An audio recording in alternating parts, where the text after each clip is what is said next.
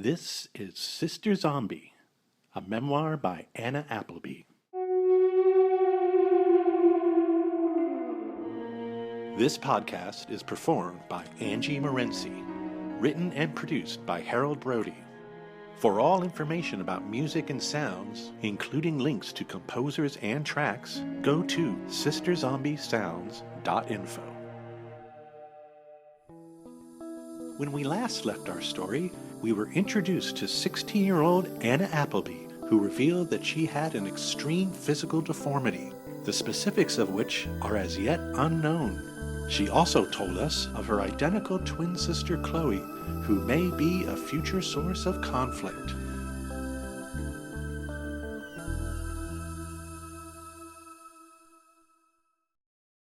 Chapter 2. A Family History. Given the billions of lives, past and present, all unique and banal, there's always days within each, those days both perceived and actual that rank above others. Days most notable for their tragedy, both individual and collective. For we as a species gravitate toward the tragic and shrug off the joy. It's who we are. And whilst such days as these may number a mere handful in any average life, I can guarantee to you, dear listener, that the story you are about to undertake contains no less than several days of import so immense as to render you full of both terror and awe. And this despite the fact already known that these days happened to myself and my other, both aged only 16 years, plus by now a bit. I detest the phrase, old soul, because I find it disparages the soul holder, inevitably applied as it is to the young as a backhanded compliment. I am neither old, nor is my soul. Yet neither am I a victim, though of course should you cast your gaze upon me now, your pity for me would grow quite literally in sickening amounts, and you would contemplate forever the irony of a visage so worthy of endless sympathy, yet so definitively vile that you must consciously push me from your thoughts simply to function with any degree of sanity. No. The days merely occurred, benefiting from an indifferent God, amused as he is from the constant chattering of his doomed children bickering in playpen earth. It was just my luck that my days nearly tripped over one another, happening with such frequency that I simply could only surrender to them. I had little time to think. And remember, I am only 16. I substituted instinct for experience.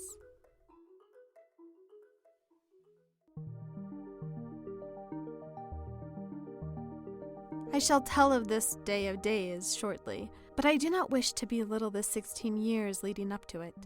That said, I appreciate your desire to delve into my specific tale of the macabre, much as I relish the telling of it, believe me. So in that spirit, I will keep my prologue necessary and brief. My mother was born Doris Beth Mackenzie, here in southeastern Ohio, where after a great self-imposed circle route of life, she still resides, in the same place from where I speak to you now. I cannot be more specific in locale out of respect for my own privacy, as well as the privacy of my family. As my sister Chloe would say on many occasions, my mother's name is Doris, I shit you not. I never thought much of my mother's name, although I know others still make a great comedy of it, mostly derived from Doris Day, whom I never understood. All I know is it has something to do with those named Doris being paragons of waspish domesticity, and the irony here is that my mother seems to fit that billing with a frightening accuracy. Doris never had career ambitions. Nothing ever so loftily as creative fulfillment or passion for world experience. I mean, she left southeastern Ohio and then returned to southeastern Ohio. Who does that? Doris does. Doris would have never left southeastern Ohio were it not for my father, Richard Nelson Appleby.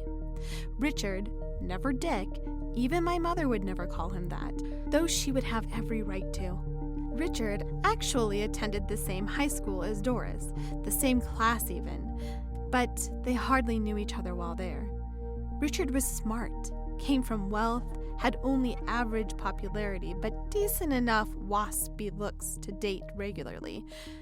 Just never date my mother, whom he simply ignored. Doris, for her part, was average in looks and wits, for she was Doris even back then. She dated boys only, quote and unquote, by accident, she would later tell me, which I took to mean she made out with boys only when she was drunk at parties. But my father, being my father, graduated near the top of his class, then immediately left town, moving to Malibu to attend Pepperdine University. He had his whole life mapped out, and say what you will of him now, at least he never deviated from that vision. He got what he wanted. He's an entertainment lawyer, and he still lives in Malibu, on the beach. So how did me and my sister happen? I suppose everyone could ask themselves the same question.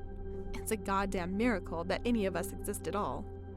My father returned home for the holidays, as one does in one's undergraduate years. Back then, my mother was attending the local university here in southeastern Ohio, studying for a degree in communications.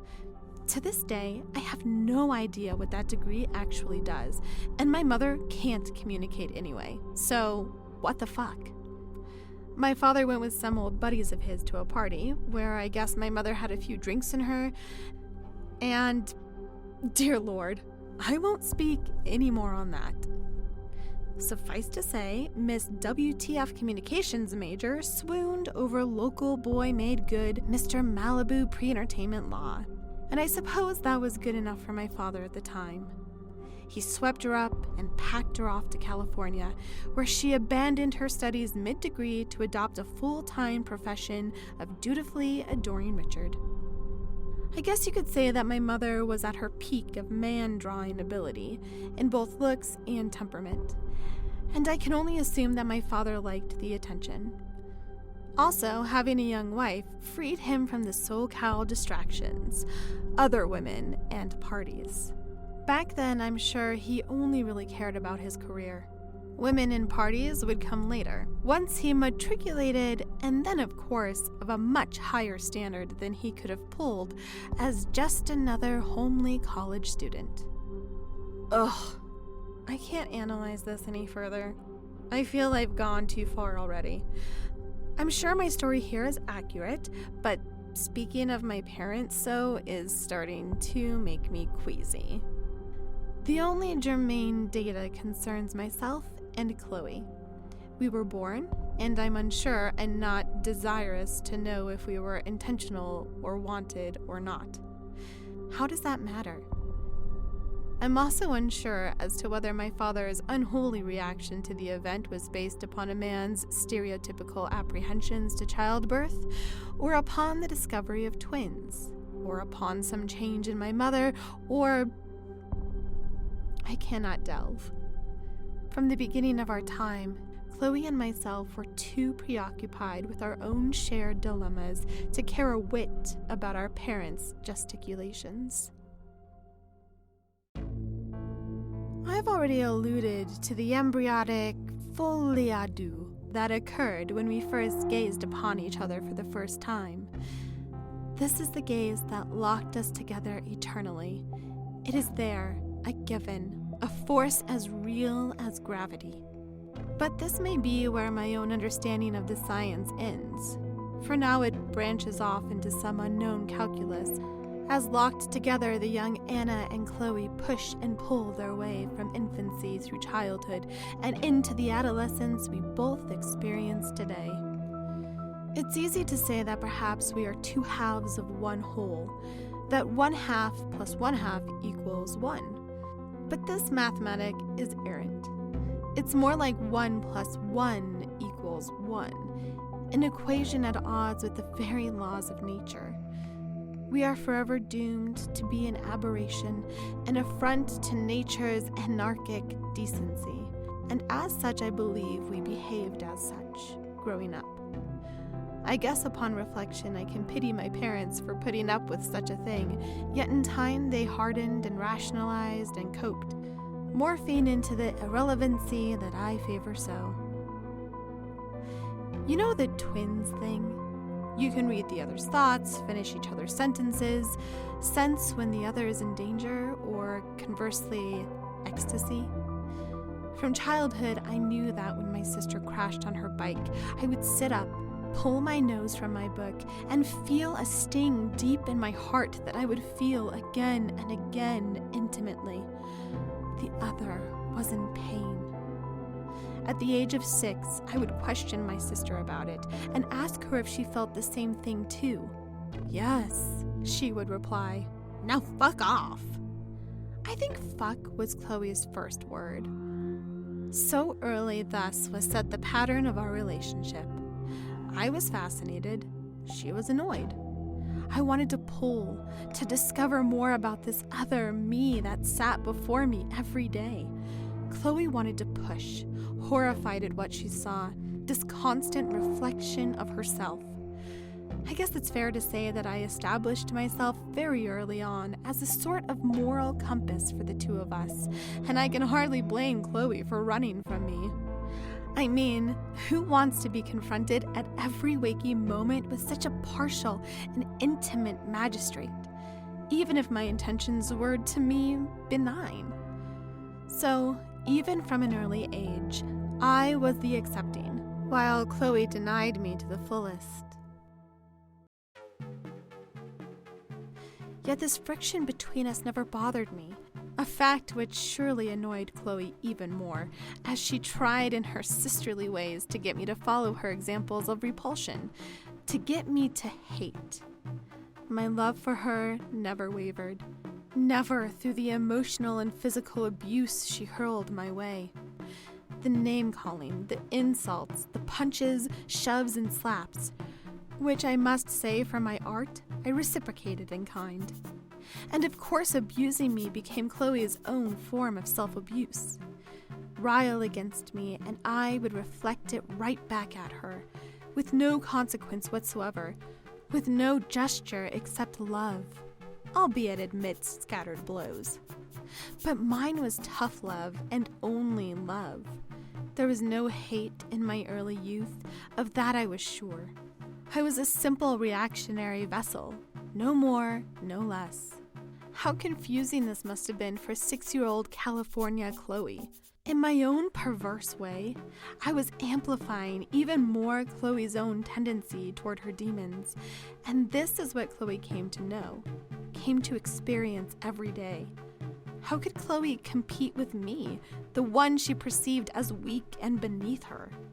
This surely tore at Chloe, and in order to cope, she had to develop new tools. She would push from me further and excel in ways I could not. She advanced athletically, with prowess in gymnastics and dance.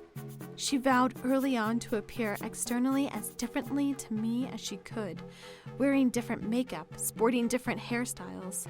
She tanned herself while leaving me my natural pasty white. She honed her extroverted tendencies, didn't fuss with academic study, made friends by the boatload, was flirting by age 11, wore clothes deemed California chic, spoke the local LA dialect, and paraded it all in front of me as if to prove herself and her consciously self-formed superiority over me. Really, I think she got more from our father than I did.